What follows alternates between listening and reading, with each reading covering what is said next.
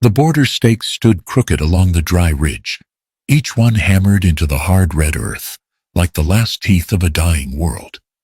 Dust rolled across the land in slow, tired waves, pushed by an unforgiving wind that smelled of sagebrush and old gunpowder. This was the outer line of Apache territory. No map, drawn by white hands, could mark it better than these sun-bleached posts and the quiet warning they carried. Colton rode up from the South Trail, just past noon, his pony climbing the slope with the steady rhythm of someone who knew these hills by heartbeat alone. The sun set high, burning the backs of the rocks until heat shimmered over the ridge. He'd been assigned this stretch of border 2 days earlier, told to keep watch on prisoners and chase off whatever trouble wandered too close. He expected nothing more than dust, saguaros, and silence. What he saw instead made him pull hard on the reins. A young woman, white, no older than 18 or 19, hung suspended from a thick hemp rope tied to the tallest post. Her arms were pulled above her head, wrists bound so tight, the skin beneath looked swollen and raw. A crude plank had been nailed beside her, the paint still fresh and dripping. Apache Land. Her dress was torn at the hem and smeared with mud and dried blood. It had once been light blue, maybe something a farm girl would wear on Sunday. Now it clung to her like damp paper. Her feet were bare. The wind lifted strands of her blonde hair, whipping grit across her cheek until it left small red scratches. Colton slid off his pony before it stopped moving. Behind him, 4 Apache ridersmen, older and harder than he was, approached at an easy trot, their ponies kicking up dry dirt. They saw the girl and muttered low curses. One spat toward the ground. "She was left here by her own people," the first man said. "A warning to us, or a gift for the vultures." Colton ignored him. He stepped closer to the girl. Her head hung limp. Her breaths came shallow, ragged, like each one hurt more than the last. When a gust of wind blew dust into her face, she flinched weakly, proof there was still a thread of life holding on. Colton felt something heavy twist inside his chest. "She's still breathing," he said quietly.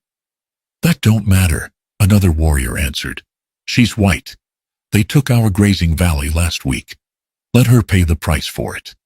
Colton didn't look away from her. Not from the trembling in her fingers, nor the blue veins showing on her wrists. "This isn't a price," he said. "It's cruelty." The men shifted aside. "You were placed in charge of prisoners," the eldest reminded him. "Not charity. Leave her. She is the message they want her to be."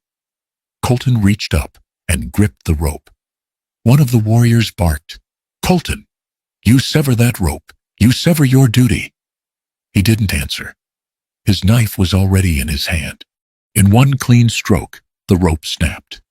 The girl fell, crumpling forward, but Colton was ready. He caught her against his chest, her weight feather light, but trembling like a frightened foal. Dirt streaked across her face, mixing with the blood at her temple. She tried to speak, barely moving her lips. "Please, don't let them hurt me." Colton swallowed hard. "No one's hurting you." The warriors muttered behind him, kicking at the dust, but none tried to stop him. They knew that set in his jaws, Colton chose something. Arguing was a waste of breath. He lifted the girl gently, cradling her in his arms, and carried her toward his pony. "Where are you taking her?" one demanded. "Home. That shack of hides you sleep in ain't a home for prisoners." "It's shelter," Colton said, laying her carefully across the saddle, supporting her head with the folded blanket he kept tied behind it. "Better than letting her die on a post." The men exchanged looks, half annoyance, half resignation. But Apache law allowed those who took responsibility for a life to keep it. If Colton claimed her survival as his burden, the others had no right to contest it. Not yet. Colton mounted up behind her, securing her with one arm. "Suit yourself," the eldest muttered. "But don't expect the chief to thank you." Colton nudged the pony eastward. The girl stirred faintly, her head resting against his chest. Her breath hitched, like she was trying and failing to speak. "Easy," he murmured. "You're safe." The ridge behind them faded into a blur of dust and heat. Colton rode fast enough to beat the setting sun, but slow enough not to jostle her wounds. The desert stretched wide, lonely, and unforgiving. Miles of red earth and dry washes, broken by the occasional mesquite or tumbleweed drifting like a lost soul. After almost an hour, the outline of Colton's shelter came into view. A humble lodge, made from stretched animal hides, timber poles, and whatever scrap canvas he'd bartered from traveling traders. It wasn't much, but it was private, quiet, and warm at night. He dismounted and carried her inside. The interior smelled faintly of smoke and crushed sage. The small cotrili, just a stack of tanned deer hide, waited in the corner. Colton laid her down with care, adjusting her limbs so nothing pulled on her battered muscles. Her breathing was shallow, skin hot with fever. He dipped a cloth into a clay bowl of cool water, wrung it out, and wiped the dust and blood from her face. Her eyelids fluttered for a moment. She whispered something, too soft to catch, before slipping back into a haze. Colton pulled the blanket over her shoulders. "You're not dying today," he said under his breath. "Not while I'm the one watching over you." Outside, the sun dipped low, painting the desert gold. Inside, the only sound was the girl's uneven breathing, and the quiet promise Colton had no way of breaking now. Tomorrow, the trouble would come. But tonight, he would keep her alive. The girl didn't stir for hours. Colton kept the fire low, feeding it small pieces of mesquite wood, so the smoke stayed soft and steady. The desert night pulled in around the lodge, cold and silent, broken only by the far-off howl of a coyote and the crackle of sap in the flames. He sat cross-legged beside her, the damp cloth resting across her brow, watching the rise and fall of her breaths, too thin, too fast. Her skin radiated heat. Fever wasn't new to him. He'd pulled warriors through it, watched others lose the fight. But this girl, her body was small, fragile in a way that made him uneasy. She didn't look like she'd ever hauled water or chopped firewood. Her hands, though scraped and raw from the rope, carried a softness underneath. He wished he'd reached that border post an hour earlier, maybe two. Maybe she'd still have strength left to curse him instead of slipping in and out of the dark. He dipped the cloth again, his broad fingers brushing the cooled water over her cheeks. The dust came away, revealing fair skin beneath, dotted with freckles he hadn't noticed before. Her lips trembled. "You're all right," he murmured. She didn't answer, but her breath hitched, as if somewhere deep inside, she heard him. He leaned back, running a hand through his dark hair. The lodge felt even smaller tonight, only a handful of feet across, the walls of stitched hide shifting with the wind. The air carried the scent of sage and the stew he'd cooked earlier that now cooled in its clay pot. She hadn't eaten in who knew how long. Her ribs showed through the torn dress. She needed food in her before dawn, if she was going to last. Colton set the cloth aside and fetched the small pot, reheating the stew over the fire until steam curled upward. He ground the remaining venison softer with the back of a spoon, added warm water until it thinned into something she could swallow without choking. He hesitated before reaching for her shoulders. "Ma'am," he whispered, even though he knew she couldn't hear him. "I'm gonna lift you now." Carefully, he slid one arm behind her back, raising her until her head rested against his chest. Her hair smelled faintly of smoke and dirt, but there was something else under it, like wildflowers, left too long in the sun. She made a faint sound, somewhere between a moan and a sob. "I know," he soothed. I'm trying to help. Holding her steady, he brought the spoon to her lips. The first touch startled her. Her mouth twitched weakly, refusing at first. Then instinct won. She parted her lips just enough for the trickle of the warm broth. She swallowed. Barely. That's it, he breathed, steadying her as she leaned against him. Just a little more. He fed her one spoonful at a time, each one requiring his patience. She'd slip under again, head growing heavy, and he'd whisper to her softly until her eyes fluttered, trying to focus. She never truly woke, but she stayed with him enough to swallow. By the 10th spoon, her breathing eased, no longer as ragged. When he lowered her back onto the pelts, she let out a shivering sigh. Her lashes trembled. The fever still burned, but there was strength underneath, a faint ember instead of a dying spark. Colton tucked the blanket around her shoulders. Night deepened. The fire sank into red coals. He could have slept, but he didn't. He kept watch, as if some danger might slip under the hide walls and steal her away. She needed tending again at dawn. And at dawn, she stirred before he could touch the cloth to her forehead. Her eyelids opened slowly, pale lashes lifting like someone pushing through heavy snow. For a few seconds, she lay still, staring blankly upward. Then her eyes darted left, right catching the shadows of the lodge, the fire, the heights, and finally him. She froze. Colton lifted his palm slightly. Easy, you're safe. Her breaths quickened. She pushed herself backward too fast, winced in pain, then clutched the blanket to her chest as if he might steal what little she had left. What did you do to me? Her voice cracked like brittle wood. You had fever. You were hurt.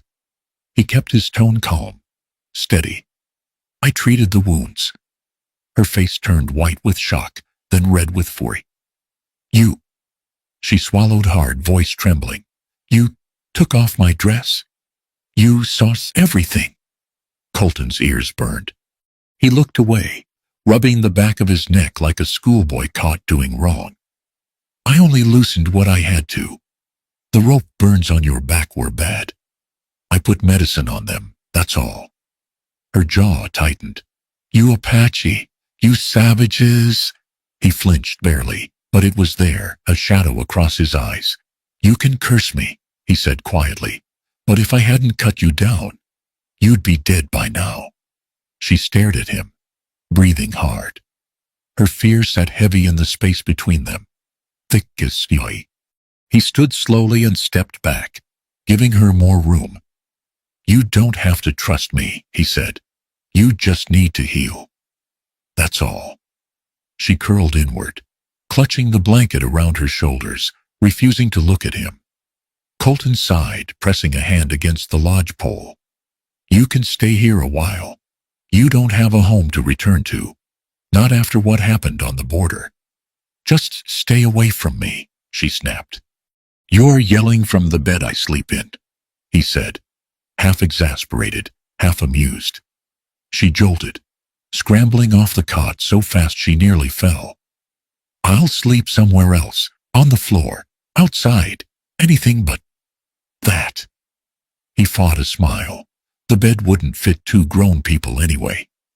Her glare could have cut stone, but she stopped shaking. That was enough for now. He returned to the fire, poking the embers until they glowed brighter. Her eyes darted after him, wary, confused, angry but alive. Outside, dawn crept over the desert, lighting the scale pale gold. Inside the small hide lodge, two people who should have been enemies now shared the same breath, the same fire, the same fragile beginning. And neither fully understood how impossible their paths had just become tangled. Winnie kept her distance for most of the morning, sitting stiff-backed near the lodge entrance, with the blanket wrapped tight around her shoulders. Sunlight streamed in through a slit in the hide walls, outlining her figure in soft gold. But nothing about her looked soft. Her eyes stayed sharp, cutting toward Colton every time he moved, even if it was only to stir the fire or refill her water cup. Colton didn't blame her. He'd expected worse. He busied himself with grinding herbs, moving slowly so she wouldn't think he meant any harm. Each time he shifted, she tensed, gripping the blanket like a shield. "You can relax," he said finally, without looking up. "I'm just mixing medicine." Her chin lifted stubbornly. "I don't trust you." "I noticed." "You shouldn't say it like that," she snapped, "as if it's unreasonable." "I didn't say it was unreasonable." He stirred the herbs into a small clay bowl. "Fear makes sense. So does anger." She blinked, thrown off by the calm in his voice. "You don't get to understand me," she muttered. "Not after everything." "Everything?" he echoed. "You mean the rope burns or the dress?" Her face flushed scarlet. "Don't you dare say it like that." He set the bowl aside and finally met her eyes. "Do you think I enjoyed doing that? That I wanted to see you hurt like that?" She didn't answer. She stared at the floor, her jaw tight. Colton sighed softly. "If I hadn't removed it, the herbs wouldn't have reached the wounds. The fever would have taken you." She didn't thank him. She didn't forgive him. But she didn't argue either. Silence stretched between them, like a drawn thread. After a long while, he rose and approached with the bowl of salve. Winnie retreated instantly, pressing her back against the hide wall. "Don't touch me," she warned.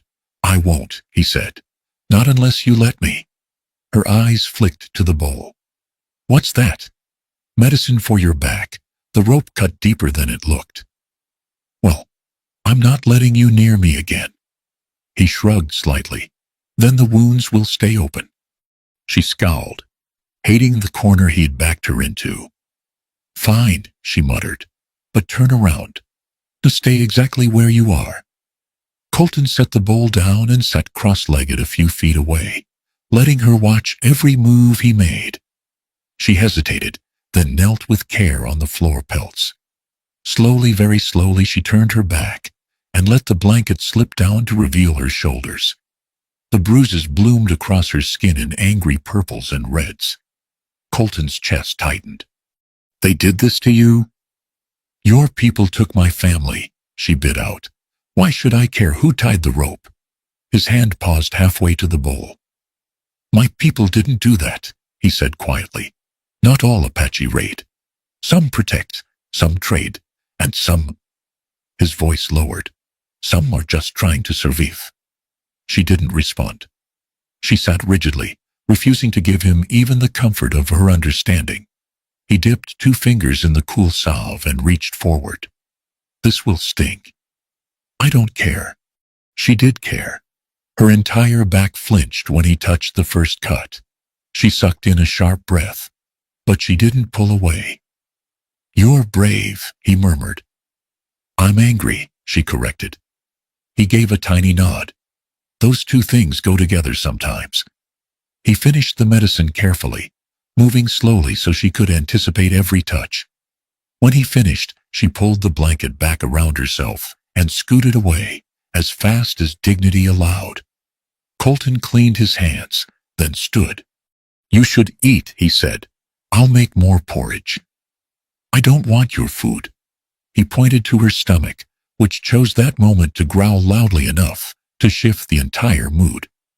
Winnie's face burned. Colton's lips twitched. Not quite a smile, just the ghost of amusement. Winnie huffed and turned her back. "Fine. But don't stare at me." "I wasn't." "You were. I was checking your color. You looked pale." "That doesn't mean you can stare." He let out a breath that almost counted as a laugh. "Just stay sitting. I'll bring it to you." She stayed, stiff as a fence post. But she stayed.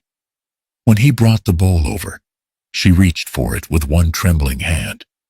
The moment she lifted it, pain shot across her ribs. She winced and nearly dropped it. Colton caught it midair. "Let me," he said. "No. You can't lift your arm high enough." I said no. She tried again anyway, muscles straining. The bowl slipped, tilting dangerously, and Colton lunged to save it a second time.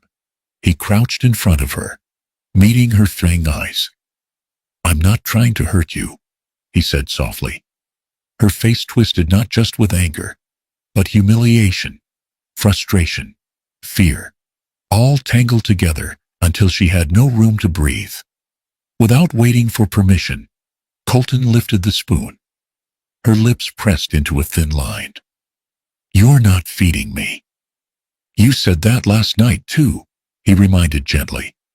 That was different. I was unconscious. That's usually when people are easiest to feed, he said deadpan. Her eyes went wide with outrage. You? Colton held up the spoon. Eat. I won't. He waited. Her stomach growled again. She glared, furious at her own body. He didn't move the spoon, finally, reluctantly, jaw tight enough to crack. She leaned forward and took the smallest sip possible. Colton nodded. Good. Don't praise me, she snapped. Then eat without being praised. He fed her slowly, spoon by spoon. The quiet between them, no longer sharp, but tense in a different way, something fragile forming beneath the irritation. She refused to thank him, but she ate every bite. When she finally handed the empty bowl back, she avoided his eyes. Colton took it gently, stood, and moved to the fire. Behind him, he heard her shift, curling into the blanket. Hours later, when she thought he was asleep, she whispered so quietly, he almost missed it. Thank you. Colton didn't turn or answer, but his hands stilled over the dying flames. The walls between them were still high, but a crack had finally opened. The days settled into a rhythm neither of them acknowledged aloud. Winnie woke at first light, always pulling the blanket tight around her shoulders, checking her surroundings, as if she expected chains or spears. Colton rose earlier, stoking the fire to life, boiling water, and stepping outside to collect what little herbs and roots he could find along the dry wash. By the third morning, she finally noticed the cloth bundles he left near the bed, clean strips of hide for bandaging, a cup of water fresh from the creek, a small bowl of crushed herbs already mixed for her wounds. She didn't thank him, but she didn't push them away either. Her strength returned slowly. She could sit longer without wincing, stand for a few breaths, before her knees shook. The bruises along her ribs began to fade from purple to yellow. The rope burns on her back, though still tender, no longer throbbed with fever. One afternoon, when the sun leaned toward the horizon and shadows stretched across the lodge floor, Colton stepped inside carrying a cracked wooden crate filled with old buckskins, torn shirts, and frayed trousers. Winnie frowned. What's all that? Clothes, he said, most of 'em patched, some past saving. Thought I'd go through 'em. She eyed the stack. You've been wearing these? For a few years. No wonder you look like you wrestle buffalo for a living. He blinked, unsure if she meant it as an insult or something else. Well, if they bother you, you can patch them. She scoffed. I can't sew. You patched your own sleeve last night, he pointed out. She stiffened. You watched me. It was hard not to. You used my only needle. Her cheeks flushed. I didn't know it was your only one. It's all right, he said, shrugging easily. If you want, I can show you how to make it easier. I never said I'd help you, she huffed. You're already helping. She opened her mouth to argue, then closed it. Her shoulders dropped in a tiny surrender. Later, when she thought he wasn't looking, she took one of his shirts into her lap and began stitching the sleeve with careful, clumsy motions. The thread tangled twice. She muttered curses under her breath each time, her brow furrowing in stubborn determination. Colton tried not to stare, but something warm settled in his chest. She was trying, despite her fear, despite her anger, despite everything. By twilight, she'd fixed the shirt well enough that the sleeve no longer hung open. She tossed it at him. There. He caught it mid-air. It's good. It's crooked. Still good. The next day he surprised her by dragging a heavy timber back to the lodge, along with a handful of wooden pegs and a hatchet. Winnie stepped outside when she heard the noise. "What are you doing?" "Fixing the place up," he said.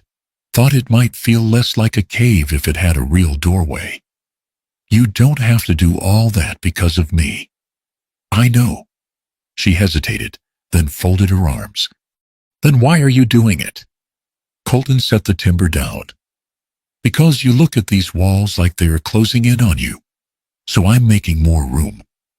Her breath caught not because of the words themselves, but because of how casually he'd said them, like it wasn't a big thing at all.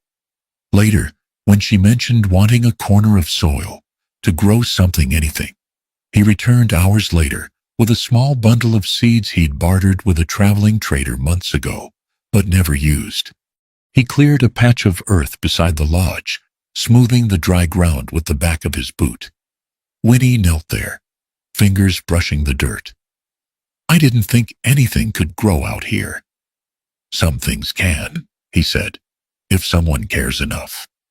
She didn't look at him, but she didn't need to. The warmth rising in her cheeks betrayed her. That evening, as Colton hammered wooden pegs into place for her new bed frame, she watched him with a mix of confusion and suspicion, arms crossed but eyes softening. "Why are you doing all this?" she asked again, unable to stand the silence any longer. "You listen to everything I say. You treat me like I matter." Colton didn't pause in his work. He fitted another peg, struck it twice, then said in a low, steady voice, "Because any woman deserves to be cared for, even the angry ones." She sputtered, "I'm not angry. You're always angry." "That's not true." He gave her a sideways glance. "You yelled at a spoon yesterday." She folded her arms tighter. "It startled me." "The spoon?" "The noise," she snapped, then groaned and rubbed her face. "I don't understand you."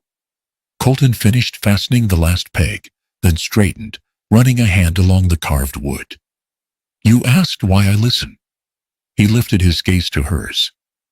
"Women are like flowers. Treat them harshly, they close. Treat them gently, they bloom, fill an empty place with something worth looking at." She blinked. His words struck deeper than he probably intended. She looked away quickly, pretending to dust dirt from her skirt. The next few days were filled with small changes, these quiet moments that stitched themselves silently between them. Winnie cooked when she felt steady enough on her feet. Colton brought her small gifts without ceremony. A feather he thought looked pretty, a smooth stone warmed by the sun, a bundle of wild mint. She pretended these things didn't matter, but she kept every one of them. In the evenings, when the fire cast its glow across the lodge walls, she sometimes caught him watching her, not with hunger or ownership, but something softer, something patient, something she didn't know how to name yet. One night, after she'd finished planting the last seeds in her small garden, she looked up to find him leaning in the doorway, arms crossed loosely, expression unreadable. "I thought Apache men were supposed to be fierce," she teased lightly. "Hard, unforgiving." He tilted his head. "Maybe some are." "And you?" "I'd rather build than destroy." She felt a flutter somewhere deep inside, unfamiliar and unsteady. For a moment, their eyes locked, her guarded blue against his warm, steady brown. The wind outside carried the scent of new soil and wood smoke. The world felt strangely still, like it was listening. Then Winnie exhaled shakily, breaking the moment. "I should get inside." Colton didn't move from the doorway, but he stepped aside just enough for her to pass. As she brushed by him, her sleeve grazed his arm. The touch was small, accidental, but it sent a crackle through the air. Neither spoke about it. Neither dared. But for the first time since her world had burned, Winnie realized she didn't feel entirely alone anymore. And for Colton, who had lived so long with silence as his only companion, the sound of her footsteps beside him felt like the beginning of something he'd never expected to deserve. The sun set low on the horizon when the peace they'd built finally cracked. The air felt strange that evening, still, heavy, as if the desert itself held its breath. Winnie finished scrubbing the clay bowls by the stream and carried them back toward the lodge, humming softly, a tune she barely remembered from childhood. The little garden patch Colton had made for her glowed warm in the sunset, tiny green shoots poking through the soil. She smiled at them, feeling a strange little bloom inside her chest to match. Colton was mending a spear shaft near the doorway, sleeves rolled up, his hair loose around his shoulders. He looked up at the sound of her steps, not sharply, not warily, just warmly, like seeing her always settled something in him. "You took longer than usual," he said, a hint of worry threading his voice. "I rinsed the bowls twice," she said lightly. "There was grit in the water." He nodded. "I'll walk down with you next time." She raised a brow. "In case I drown in a puddle?" His mouth twitched. "Or in case someone else shows up?" Winnie laughed, rolling her eyes. Who would show hoofbeats? Fast. Too many. Winnie froze, breath caught mid-sentence. Colton set the spear aside instantly, muscles tightening like a drawn bow. He stepped in front of her without thinking, shielding her with his body. "Inside," he murmured. She didn't argue. She slipped into the lodge and pressed her back to the far wall, heart hammering. The hoofbeats grew louder, 6, maybe sneeze horses kicking dust into the air like a coming storm. Shadows slid across the ground outside. Then the voices came. Colton's name was spat like a curse. A harsh voice rose above the others. "Colton, come out." Winnie's stomach knotted. She recognized authority when she heard it. Whoever stood out there was no ordinary warrior. Colton exhaled once, a steadying breath, before stepping outside. Winnie, trembling, crawled to the doorway and peered through a narrow gap in the hide. 7 Apache riders formed a tight half-circle around the lodge. Their chests were painted, their free face grim, weapons strapped across their backs. And at the center, a tall figure with iron-gray braids and a cold, unyielding stare. The tribal chief. Winnie felt the blood drain from her face. The chief dismounted slowly, boots landing hard enough to stir dust clouds. "You embarrass your people," he said, voice low but sharp as a blade. "I trusted you with a prisoner." Colton didn't flinch. She was dying. That was the point. She did nothing wrong. "She is white," the chief snapped. "Her kind has taken our grazing lands, poisoned our wells, stolen our fields. This one was a warning. You were not meant to bring the warning into your bed." Winnie stifled a gasp and pressed a hand to her mouth. Colton's jaw tightened. "She's not in my bed." The chief's eyes narrowed. "Do you deny she sleeps under your roof? That you feed her? Protect her?" Colton didn't answer. His silence was answer enough. Another warrior spat into the dust. "We saw what you built. A garden. A second bed. All for her." A murmur of disgust rippled through the men. Winnie's throat tightened painfully. Shame burned her cheeks, not because she'd done wrong, but because she had put him in danger without meaning to. "Colton," the chief growled, "you have broken trust with your own people." "She's innocent," he repeated quietly. "Innocent?" The chief barked a laugh. "Did you forget the white surveyors who cut our hunting trails? The soldier patrols that killed our scouts? They claim the land they walk on. They claim our very breath. No white man, woman, or child is innocent." "That's not her fault," Colton insisted. "She carries their blood. She carries wounds they gave her too." The men muttered uneasily. A few shifted in their saddles, as if rethinking old beliefs they weren't brave enough to question aloud. The chief stepped forward until he stood nose to nose with Colton. "I hired you to guard her," he hissed, "not to keep her, not to treat her like a wife." Colton stood straight and strong. "I treat her like a human being." The chief's eyes flashed with something dark rage mixed with disappointment. "Then you are no longer one of us." The words fell like a hammer blow. Winnie clapped both hands over her mouth to muffle her cry. The chief lifted his chin. "Pack your things. You and the girl are banished. From this moment forward, neither of you shall step onto Apache land again." Colton didn't move, didn't argue, didn't beg. He simply nodded once. Winnie's breath caught. She couldn't stay hidden any longer. She slipped out of the doorway and stood behind him, trembling. As soon as the chief saw her, his eyes hardened even further. "Appropriate," he sneered. "The stray dog now stands with the stray girl." Winnie recoiled like she'd been struck. Colton stepped in front of her, blocking the chief's gaze. "You will not speak to her like that," he said firmly. A low hiss of disapproval passed through the warriors. "You defy me even now," the chief demanded.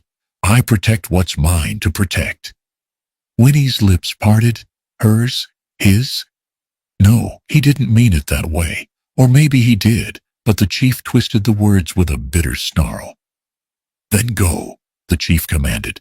"Take your white girl and get out. You are no longer Apache."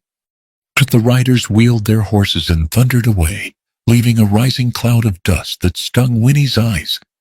For a long moment, the world was still. Then Colton turned to her. She searched his face, voice trembling. "I'm so sorry. Two didn't mean for you to lose your home." He shook his head softly. "Don't apologize. I chose this. But your tribe, your land." "Winnie," he interrupted gently, "from the moment I cut you down, I knew I might lose everything." Her breath faltered.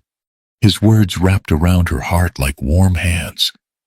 "You shouldn't have done that," she whispered, tears threatening. "Not for me." "I'd do it again," he said simply. The desert wind picked up, tugging at her hair, carrying away what little certainty she had left. She looked at him, really looked at him, and for the first time, she felt the weight of what he'd sacrificed for her, a girl he should have hated. Her voice broke. "Colton, what are we going to do?" He reached for her hand, slow, gentle, as if she might shatter. "We find a new place," he said. "You and me, that's enough." And with the sun sinking behind them, the two of them turned away from the only home he had ever known. Together, they walked until the sky bruised purple, and the first stars blinked awake. The desert behind them glowed faintly under the fading sun, a long stretch of land Colton once knew, like the lines on his palms, now forbidden, as if it had never belonged to him at all. Winnie kept close, though she tried to hide the way her steps faltered on the uneven ground. "Are you tired?" Colton asked guardedly. "No," she lied. He slowed anyway, matching her pace. After another mile, they reached a small creek, cutting through a patch of cottonwoods. The water whispered over smooth stones, a soft voice in a land that rarely offered gentleness. "This will do," he said, kneeling beside the bank. Winnie sank onto a fallen log, pulling her blanket tighter. Evening shadows made the bruises on her arms look darker, but her shoulders no longer slumped the way they had when he first carried her into his lodge. Strength lived in her again, trembling at times, but real. Colton gathered branches, bark, and dry grass. Soon a small fire crackled between them, sending up sparks that melted into the night. Winnie watched him work, her eyes drifting over the confident set of his hands, the easy way he handled every piece of wood, as if he'd built fires like this since he was old enough to walk. Maybe he had. When he sat beside her, she drew a slow breath. "We really can't go back?" No. And you're not angry? He poked the fire with a stick. I'm not angry. Why not? Her voice cracked. I cost you everything. He shook his head. My tribe turned their backs long before you came. They just finally said it out loud. The flames lit his face warm orange, and for the first time, Winnie realized how lonely he must have been even before she entered his life. She gazed at the creek, listening to the soft rush of water. What do we do now? We find a place to live. Somewhere the land doesn't care what skin we were born with. Her throat tightened. Is that even possible? It is if we make it. The certainty in his voice soothed her fears more than the fire ever could. She wrapped her arms around her knees and rested her cheek against them. Colton? Do you regret it? Leaving everything to help me? He didn't answer right away. He stretched out a hand instead, brushing a loose strand of hair behind her ear. The touch was gentle, cautious, as if he was afraid she would pull away.